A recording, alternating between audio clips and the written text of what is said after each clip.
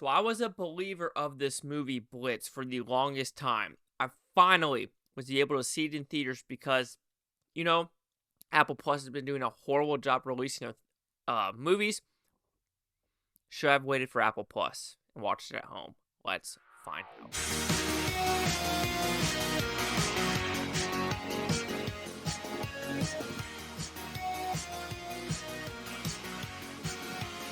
Chase Lee Hockey here with the Blue Futon reviewing Blitz. So what's about pretty simple premise? We're in World War II in London, England, or not London per se, but like outskirts of London.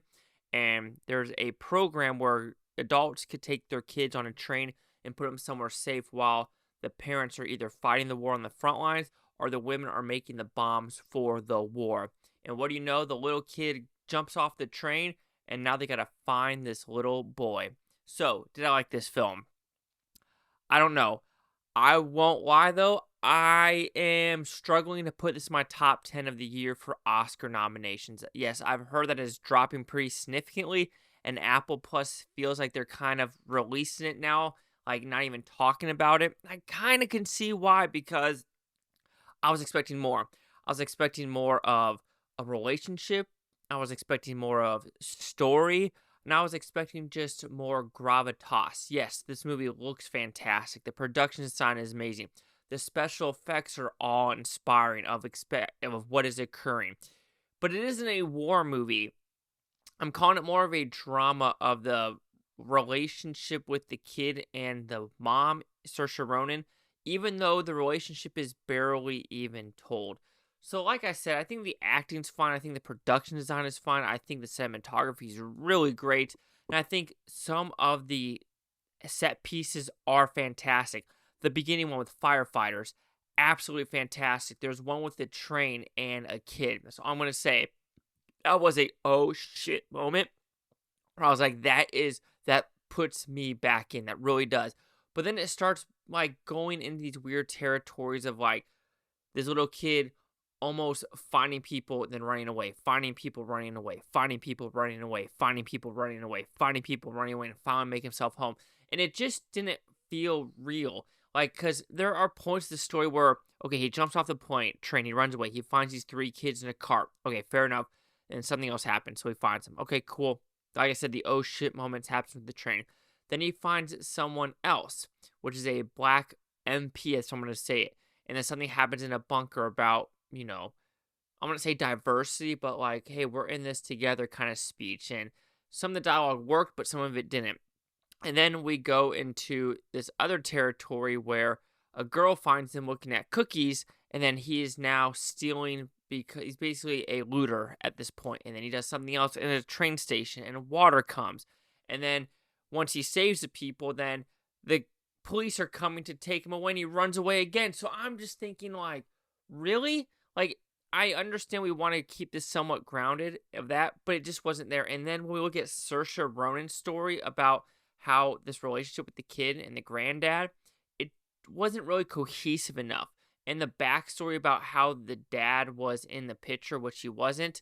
Again, I'm not going to say it's forced, but it was just more of like, okay, like, I just don't, they tried so hard with his backstory to make a relationship with the mother and son, but instead of doing that relationship building, they went more of the racial side of basically like the people of the town basically were saying racial slurs about, her child and her husband and then kids in the town and things in the town. It's just more of a thing where it's like, okay, I understand we want to focus on that part of how, yes, there was bad shit happening then, but I'm more focused on this mother-son relationship because, he brings saying, oh, I hate you, and he jumped off the plane or train. Sorry about that. No, it's just more of like, okay, I understand that, but I need to know, because it just felt like they never had a good relationship with everything they were trying to show in the back. And there's also one side story with the looting one where I'll say is another mixed girl goes to the kid like, oh, you want a cookie? And then she does this thing to the shopkeeper because he was kind of ordering to go get the cookies. But then what she does to the kid, it makes no sense of her making this signal to the shopkeeper if what she's about to do really is that messed up. And I want to call there some cheap shots, but there's things where, for example, we are in this ballroom, right? And it stops when people look up at the ceiling. Then it's a slow transition to the aftermath of the bombs dropping. Like, you don't see the actual attack. You just see the before and after. And I think that's the issue with this movie is you don't really see the battles. You don't see the what it would be more effective if you see what these weapons of war are producing, because half of this story is the women making these bombs for the war. Yes, you see the somewhat after effect, and there is the one haunting one where you are in the ballroom and you see the aftermath, but it is very PG-13 because, let's be honest, if those bombs were dropping, they wouldn't be that quote-unquote preserved. And I have also a hard time believing that the upper floor and lower floor of this building, that you have like the cops or, the military folks doing their job and then looting in the bottom floor. I don't know. Maybe it's the writing or just the setup of this movie where the unbelievability kind of went out the window with all these things this kid was going through. And then you don't really, and this is all in like a 24/48 hour period. So you're just thinking like, really? All this occurred in that short period of time. So yes, as you could tell, I'm not the biggest fan of this film. It has sparks of like greatness, but just the overall package, I kind of understand where Apple Plus is now like, will it get some nominations? Absolutely. However, it ain't winning Jack, in my opinion.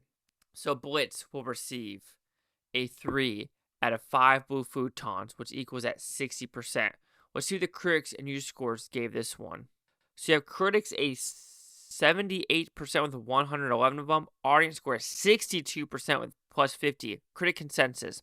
A Tale of Survival from director Steve McQueen. Blitz examination of British society under wartime is given a beating heart by Elliott, Heffernan, and Saoirse Ronan's lovely performances. I mean, sure, but I don't know. It just didn't work for me, in my opinion. 60, 62, 78. Chase Lock here at the Blue Futon. Like, comment, subscribe. Hope everything's Bluetontopia. You Bluetonians, thank you for watching. Have a great day. Gross. I don't care if you watch this tape tomorrow week for another Nero. I love every single freaking one of you. I had chocolate and I drank a lot of water, and it's like that gag reflex. I'm just a weak sauce person, I guess.